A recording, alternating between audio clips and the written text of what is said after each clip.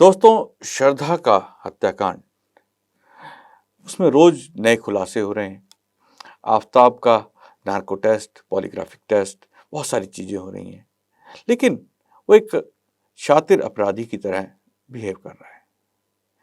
लेकिन अभी तक जो जानकारी सामने आ रही है, उसमें यही सामने आ रहा है कि ये शातिर अपराधी कहीं ना कहीं इस्लामिक मानसिकता, कट्टरता के जो चंगुल है, उसमें फंसा हुआ है।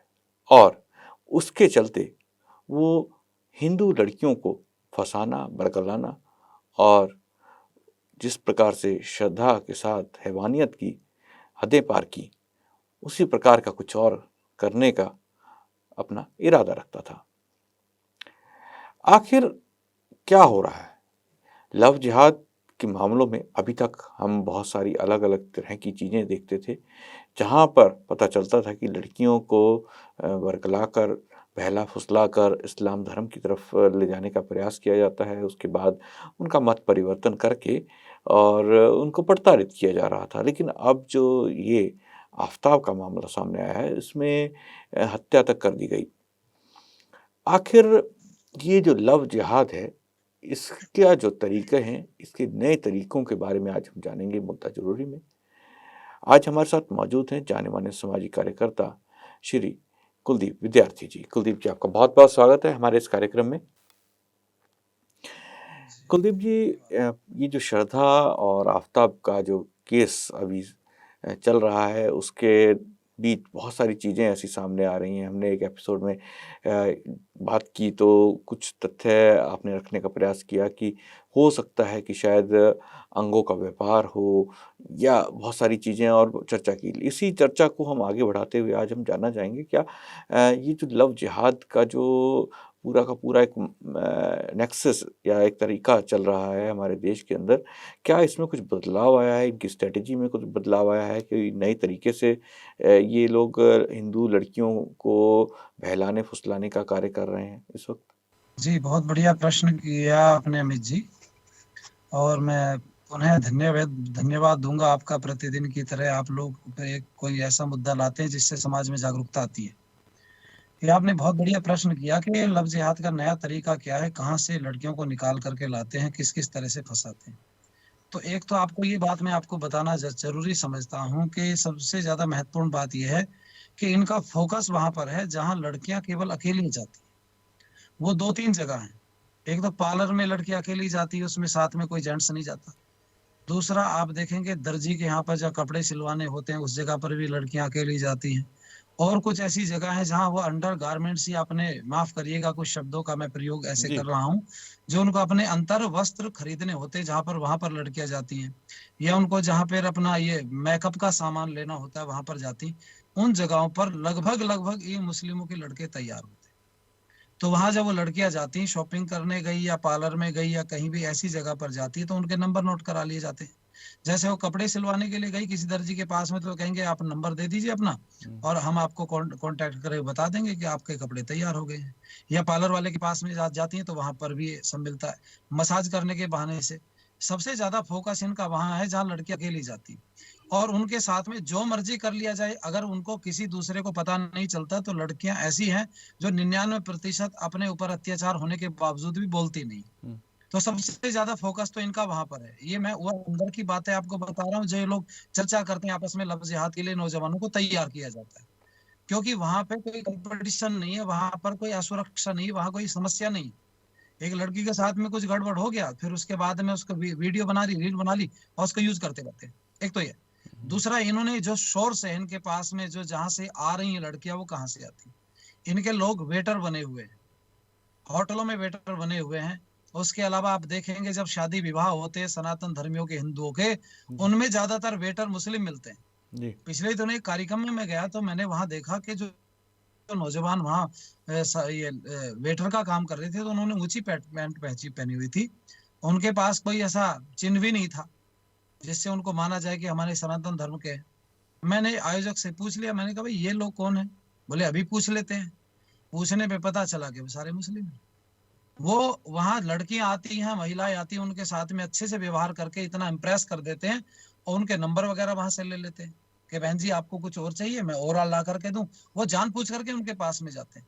तो ये ऐसे बड़े तरीके हैं जहां से लड़कियों को निकाल निकाल करके लाया जा रहा है। आप कहीं फोन के लिए रिचार्ज के लिए लड़की जाती है, या कहीं शॉपिंग मॉल में जाती है, जहां जहां वो सब लड़कियां जा रही हैं उनके कॉन्टेक्ट नंबर वहां पर होते हैं, उस नंबर के थ्रू उनसे कॉन्टेक्ट किया जाता है। और ऐसा भी नहीं हो तो वो फेसबुक से, जैसे उस लड़की का नाम उन्होंने पूछ लिया कि बल्कि बहन जी आपका बिल बनाना है, किस नाम से बनाऊं, तो वो नाम पूछ करके उस नाम से फेसबुक आदि पे भी सर्च कर लेते हैं, इंस्टाग्राम पे सर्च कर लेते हैं, और वो फोटो उनके पास में आ ही गया, उन्होंने देख लिया वहां उसको, तो उसको मैच हो जाता है, तो ऐसे करके उनसे कांटेक्ट कर लेते हैं। जी, बिल्कुल। ये जो आपने जी तरीका बताया कि किस तरह से अलग-अलग तरह से बहुत सारी ऐसी जगह हैं और आज हम देखते हैं कुलदीप जी के जैसे आपने सैलून या पार्लर्स की बात की तो आज बहुत सारे सैलून यूनिसेक्स सैलून्स के नाम पे मशहूर है, जहाँ पे लड़के और लड़कियाँ जा सकते हैं और सबको पता है कि आजकल जो ये बाल काटने और सैलून का जो व्यापार है, ये बिल्कुल मुस्लिम लोगों के हाथ में आ गया है। जहाँ पहले एक हमारे यहाँ एक संप्रदाय एक लोग हुआ करते थे जिन्हें हम नाई कहा करते थे, लेकिन वो अब समाप्त होते जा रहे हैं। वो धीरे-धीरे वो एक जाति के रूप में तो पहचाने जा रहे हैं, लेकिन व्यवसाय के रूप में आजकल मुस्लिम आ गए हैं और बहुत सारे ऐसे व्यापारों में आपने बिल्कुल सही कहा कि जहाँ हम देखते हैं कि मुस्लिम लड़के ही मिलते हैं और लड़कियों को फँसाने का काम करते हैं। तो ये जो आपने बात कही कि यहाँ से नंबर लेके ये लोग ये सब च चीज़ करते हैं, तो क्या आपको लगता है अभी जो ये लव जिहाद का जो रूप है, इसमें जो ये अलग-अलग ये तो तरीके हो गए, अब इस तरीके से फँसाने के बाद क्या करते हैं ये लोग? लड़कियों को आजकल क्योंकि अब मीडिया में काफ़ी ज़्यादा आ रहा है कि लव जिहाद में फँसाया जा रहा है, लेकिन आपको नहीं लगता कि लड़कियाँ भी अब थोड़ी जागरूक हो रही हैं या अभी भी वही चीज़ चली आ रही है कि हिंदू हो, मुस्लिम हो, कोई बात नहीं? के माँ बाप जागरूक है, जिन लड़कियों के, वो जागरूक हो रही हैं। जिनके माता पिता जागरूक नहीं है, वो श्रद्धा के 35 टुकड़े होने के बाद भी उनके दिमाग में एक ही बात आ रही कि मेरे वाला ऐसा नहीं। हुँ, और आपने एक बहुत बढ़िया प्रश्न किया कि लव जिहाद में फंसाने के बाद क्या किया जाता है। आपको बताऊं, ये मेहंदी लगाने वाले, मैंने पिछले दिनों एक विवाह में गया, तो मैंने उससे पूछा भाई तुम्हारी बेटी कहाँ है, तो उसको हम थोड़ा आशीर्वाद देंगे। तो उन्होंने कहा वो अभी तो वो तैयार हो रही है। तो हम जब अंदर गए, आपको आश्चर्य होगा, चूंकि हम कुछ समय पहले पहुंच गए थे विवाह में, मतलब हुँ, 7-8 घंटे पहले हम लोग, जो पार्टी उनकी होनी थी उससे पहले पहुंचे। मैंने देखा एक जवान लड़का, हुँ, लड़की ने ऊपर को अपने वस्त्र ऊपर उठाए हुए हैं और घुटने से ऊपर उसके वस्त्र है और नीचे पैरों पे मेहंदी लगा रहा है। हुँ, मेरा दिमाग खटका, मैंने पूछा भाई इस आदमी ये कौन है, कहाँ से आया, इसका नाम क्या है। जब पूछा तो पूछने पे पता चला कि वो मुस्लिम है। हुँ, तो मैं कहूंगा आप लोगों से, ये तो बहुत सारे इनके तरीके हैं, पर मैं आपको बताऊं होता क्या है इनके बाद में। सबसे पहला फोकस इनका ये होता है कि लड़कियों से किसी भी तरह से धन इकट्ठा कराया जाए। और उसका बहुत बढ़िया तरीका है, वो लड़की अपने घर से गोल्ड वगैरह के उनके पास में होते हैं, सोने के आभूषण वगैरह होते हैं, तो उनको मंगवा लेते हैं। घर में ये रहता है कि भाई खो गए, कोई चोर ले गया या कोई काम वाली उठा के ले गई। बेचारे हमारे सनातन धर्म की जो महिलाएं हैं, जो गरीब हैं, उन पे आरोप लग जाता है, और ये लड़कियां वहां से ले जा करके अपने वाले अब्दुल को दे देती। हुँ, यहाँ से शुरुआत होती, फिर वो धीरे धीरे इनसे चीजें मांगनी शुरू करता है कि मेरे पास तो फोन भी नहीं है, हुँ, मेरे पास तो मोटरसाइकिल भी नहीं। और आपको मैं बताना चाहूंगा, जो निर्धन गरीब परिवार की लड़कियां हैं, वो मुश्किल से 5% फंसती हैं। जो धनवान परिवार हैं, हुँ, जो बहुत पैसे वाले हैं, जो अपने बच्चों को फ्री जिन्होंने छोड़ रखा है, पैसे दे करके जो मर्जी करो, उनकी 95% लड़कियां फंसती जा रही हैं। और वह धन की आपूर्ति उनसे कराते हैं। जब तक वो धन की आपूर्ति करती है ठीक है, जब धन की आपूर्ति करना बंद कर देती तो शारीरिक रूप से उसका शोषण होता है। हुँ, और मैं आपको बताऊं, पिछले दिनों देहरादून में हमने एक केस देखा। एक लड़की सामान्य परिवार की गई, अपने घर से गहने वहने सब उठा करके ले गई। वो गहनों की कीमत भी लाख रुपए से ऊपर थी। लेकिन अगली बात सुनकर के आपका आपका दिमाग खिसक जाएगा। उसके साथ हुआ ये, जब वो गहने वहने सब खत्म हो गए, तो लड़के ने अपने मामा को सौंप दिया उसको। हुँ, मामा ने देहरादून में उसके देह व्यापार कराना शुरू किया। पहले तो खुद भी उसका शारीरिक शोषण किया, फिर दूसरों से करवाना शुरू किया, और उससे उन्होंने 5,000, 10,000, 5,000, 10,000 प्रतिदिन इनकम लेनी शुरू की। बड़ी मुश्किल से जान बचा करके भाग। जी। तो ये बहुत अलग अलग तरीकों से यूज किया जा रहा है। जी जी, बिल्कुल तो ये जो आपने एक बात बताई कि इस प्रकार से देह व्यापार और इस तरह की चीज़ों चोरी-चकारी के बीच में उन लड़कियों को फँसा लिया जाता है, ब्लैकमेल किया जाता है। तो शायद कहीं न कहीं ये श्रद्धा वाले मामले के अंदर भी इस तरह से कुछ चीज़ हो सकती है जो श्रद्धा चाहकर भी उसे छोड़ नहीं पा रही थी। कुलदीप जी, इसमें आपसे एक चीज़ जानना चाहेंगे, क्या आपको लगता है कि जो माता-पिता आपने जागरूकता की बात की कई बार लोग उतने जागरूक तो नहीं होते लेकिन एक सामाजिक कारण भी होते हैं कि जिसमें धार्मिक रूप से अगर कोई व्यक्ति अलग है तो परिवार कई बार जो है उन लड़कियों को नकार देता है और नकार देने के बाद उनकी स्थिति ज़्यादा बद से बदतर हो जाती है, क्या आपको नहीं लगता? और वो शायद वापस भी नहीं आ पाती उसके बाद। जी, जी, आपने सही बात कही है कि वो घर वाले नकार देते तो वो फिर वापस आने का कोई रास्ता ही नहीं, आएगी कहाँ पे वापस।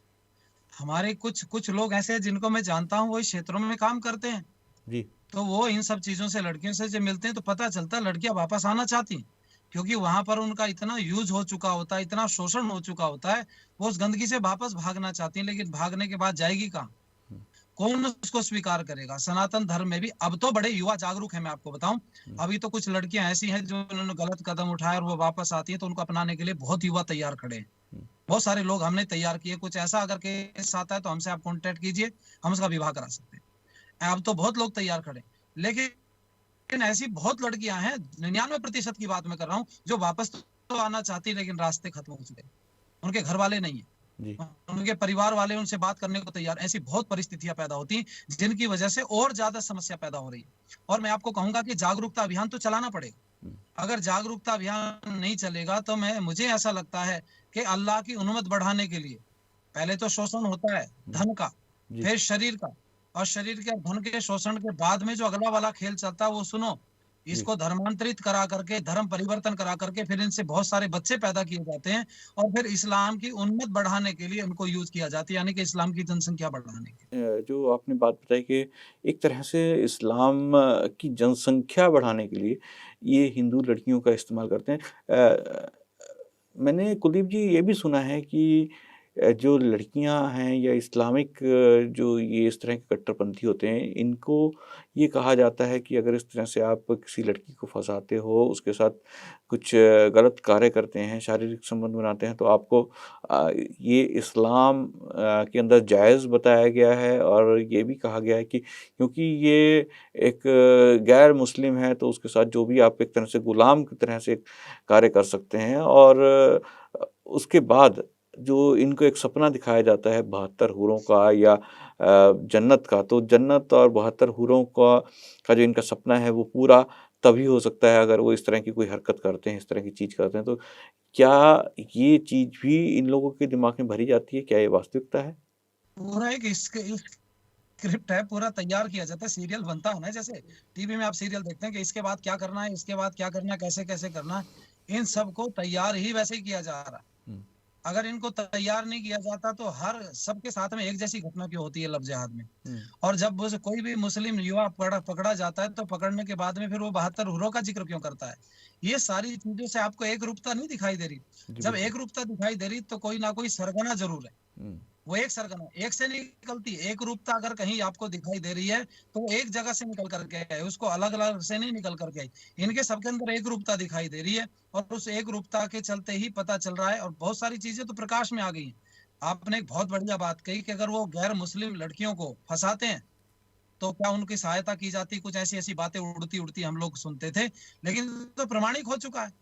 जब लड़के बहुत पकड़े के कोर्ट में बड़े सारे केस ऐसे चले, एक ऐसा ठेला लगाने वाला, दिहाड़ी मजदूरी करने वाला, मिस्त्री का काम करने वाला और ये पंप फिट करने वाला, बिजली का काम करने वाला, वेंडर, ये सारे लोग जब पकड़े जाते हैं, इनसे पूछा गया तुमने ये लाख रुपया कहाँ से खर्च कर दिया? हुँ, तेरे पास तो 1000 इकट्ठा नहीं होता, हुँ, 700-800 की दिहाड़ी करता है, उसमें से कुछ खा कमा करके चला जाता है, बाकी खत्म हो जाता है, जेब खर्च के लिए भी पैसा नहीं बचता। हुँ, इन्होंने लाख रुपए कहाँ से खर्च किया? जब पुलिस ने जांच की तो जांच में पता चला कि मस्जिदों में बहुत जगह पर ऐसे इनके ठिकाने बने हुए हैं जहां निरंतर चंदा आता है और वो चंदा धर्मांतरण कराने के लिए अर्थात लव जिहाद या ऐसे जिहाद कराने के लिए प्रयोग किया जाता जी, है। स्पष्ट हो चुका है। और पीएफआई का सरकार की लड़ाई किस बात की है? पीएफआई की और सरकार की लड़ाई तो इसी बात की है। वो पीएफआई जो पैसा खर्च कर रही थी वो जिहाद के लिए कर रही थी, जिहाद हमारे धर्म युद्ध, हम किसी भी तरह से भारत की सत्ता पर आएंगे। और उसमें से एक बहुत महत्वपूर्ण पार्ट ये है लव जिहाद का। इसका और मैं एक चलते चलते आपको एक बात और बताऊंगा लव जिहाद की। जी, और वो जो पीएफआई की जो मैं आपको बता रहा था कि इन्होंने इनका एक और उद्देश्य आगे हुँ, कि मान लो एक हिंदू लड़की को आप ले आए हुँ, तो तो लाने के बाद में एक हिंदू लड़की अगर समाज में से कम होगी तो एक हिंदू लड़का तो रह जाएगा कुआरा, उसका विवाह तो होगा नहीं। और ये उसको इस्लाम में ला करके उससे बहुत सारे बच्चे पैदा करके इस्लाम की जनसंख्या बढ़ाएंगे। तो हमारी तो जनसंख्या एकदम से घट गई और उनकी बढ़ गई, क्योंकि हमारी जो बेटी थी वो जिसको यहाँ रहना था, जिसका एक विवाह करके एक परिवार को चलाना था, वो तो चली गई उधर। तो ये समस्याएं निरंतर बढ़ रही है और वो पूरा दिमाग लगाकर इस पर लगे हुए हैं। हमें समझने की जरूरत है। जी जी, बिल्कुल आपने ये बात की, लेकिन अब इसमें अंदर एक सवाल और उठता है, आखिर ये पैसा आ कहाँ से रहा है, इन्हें कंट्रोल कौन कर रहा है? क्योंकि ये कंट्रोल करने के लिए तो एक बहुत बड़ी पावर और एक संगठन बड़ा चाहिए। पीएफआई तो अभी कुछ साल पहले ही हमारे सामने आया, तो पीएफआई से पहले या अब पीएफआई के बाद कौन संगठन, कौन लोग हैं जो इन्हें कर रहे हैं? क्या इसके बारे में भी कुछ जानकारी है? कुछ चर्चा मेरी इस विषय पर डिबेट में कभी हुई है, मुझे याद आ रहा है कि पीएफआई का जो इनकम ऑफ सोर्स है वो पैसा आ कहाँ से रहा है, देखो ना आप। उसका पैसा आता है दुकानों से, दिहाड़ी से, रोज का काम करने वाले, रोजमर्रा का काम करने वाले, उनसे पैसा इकट्ठा होता था पीएफआई का। पीएफआई का पैसा तो अकाउंट में गया ही नहीं है। सरकार ने कमर तोड़ दी पीएफआई पर बैन लगा करके, लेकिन गतिविधियां तो नहीं बंद हुई ना। और सबसे बड़ा सोर्स तो पीएफआई जो संगठन चल रहा है, मान लो कुछ लोग उसके चले गए जेल, बंद हो गया, बैन लगा दिया गया, लेकिन वो तो जमीन पर धरातल पर काम कर रहा है, वो कागजों में कर ही नहीं रहा है। हमने बैन लगाया कागजों पे, हमने लोगों पे बैन नहीं लगाया। पीएफआई संगठन के जो लोग जुड़े हुए हैं उनको आप देखो, जमीन से जुड़े लोग हैं। शाम को प्रतिदिन एक व्यक्ति की जिम्मेवारी होती है, मस्जिद से कोई मौलाना या बूढ़ा व्यक्ति ऐसा होता है जो वहां से निकलता है और प्रतिदिन वो सब कलेक्शन करके इकट्ठा कर देता है, वो कलेक्शन उनके काम आ जाता है। तो वो अभी उस पर अभी चोट लगना बाकी है, और वो तो चोट लगना बड़ा मुश्किल काम है। मुझे ऐसा लगता है कि जो हम लोग आर्थिक रूप से जो इनकी कमर तोड़ सकती है पीएफआई की, तो उसके लिए तो कितनी जांच एजेंसी आपको चाहिए जो निरंतर छापा मार मार करके देखें। और उसमें भी आप कैसे कर सकते हैं? आपकी दुकान पे कोई व्यक्ति आपसे मांगने आ गया, तो आप उसका कैसे हिसाब रख सकते हैं? सरकार कैसे पकड़ लेगी इसको, भाई तूने क्यों मांगा इससे? समझ गया आप? तो एक बहुत बढ़िया इन्होंने एक ऐसा तरीका निकाला हुआ है कि शाम को प्रतिदिन एक व्यक्ति जाता है, बूढ़ा सा व्यक्ति, और वो दुकानों से कलेक्शन करके इकट्ठा करके रख दे। मान लो 100 दुकानें बाजार में, एक से 50 उसने 50 रुपए लिए, तो 5,000 रुपए इकट्ठे हो गए एक शहर से। समझ गया आप? 10 शहरों से 50,000 रुपए इकट्ठा हो गया शाम को प्रतिदिन। और आप, ये तो मैं एक बहुत छोटी सी बात बता रहा हूँ, 10 शहरों से 50,000 इकट्ठा हो गया। और भारत के 100 शहरों में अगर पीएफआई काम कर रही है तो 5 लाख रुपए प्रतिदिन इकट्ठा हो गया। 5 या 15, आप सोचो जरा कितने करोड़ रुपए बनते साल में। जी। ये तो वो है जिसको, जो सरकार की नजरों में आ नहीं सकता। 50 रुपए किसी से आपने ले लिए, उसको कैसे आप पकड़ लोगे? या 5,000 रुपए मस्जिद में पकड़े भी गए शाम को, तो आप उसको क्या बिगाड़ लोगे? बोलो। बिल्कुल आपने सही कहा, क्योंकि हम देखते हैं कि मस्जिदों में जो पैसा है वो एक संगठित रूप से संगठन के कार्य में यूज़ हो रहा है। वहीं हिंदू जो हैं अपना पैसा मंदिरों में तो दे रहे हैं, लेकिन वो मंदिरों की या तो कमेटियों के पास रह जाता है या पुजारी की जेब भरने के काम आता है, इससे ज़्यादा कुछ नहीं। लेकिन जो चीज़ें मस्जिदों के द्वारा हो रही हैं, वो कहीं न कहीं देश के साथ जुड़े हुए पीएफआई जैसे संगठनों या मुस्लिमों के अन्य जो इनके संगठन, मौलानाओं के संगठन हैं, उनके साथ जुड़े हुए या जमात के जैसे संगठनों को एक तरह से पोषित करने का काम करती हैं, क्योंकि मस्जिदों का पैसा वहाँ जाता है, यूज़ होता है, वक्फ बोर्ड उनको कंट्रोल करता है। तो ये सब चीज़ें आने वाले समय में एक खतरा, एक जिस देश की जो प्रभुसत्ता है और देश में जो हिंदुओं को उखाड़ने, हिंदुओं को ख़त्म करने की जो इनका षड्यंत्र है, उसको लेकर काफ़ी ज़्यादा खतरा पैदा हो सकता है। कुलदीप जी, आज आप हमारे साथ जुड़े, आपने बहुत सारी चीज़ें बताई, नई-नई चीज़ें, खुलासे आपने किए। आपका बहुत-बहुत धन्यवाद इस कार्यक्रम में जुड़ने के लिए। दोस्तों, कल फिर मुलाकात होगी एक नए विषय और एक नए मुद्दे के साथ। आज मुझे आज्ञा दीजिए। नमस्ते।